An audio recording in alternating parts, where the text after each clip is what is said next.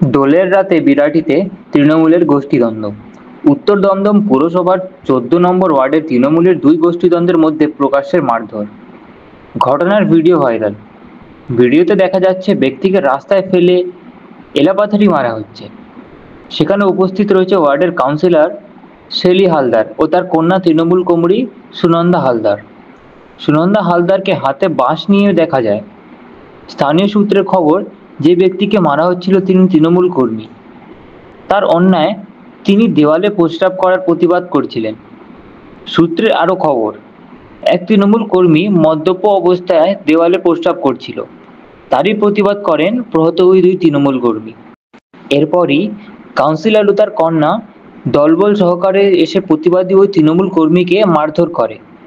গোটা ঘটনাটি ঘটেছে বিরাটি স্টেশন ১ নম্বর প্ল্যাটফর্মের শেষের দিকে।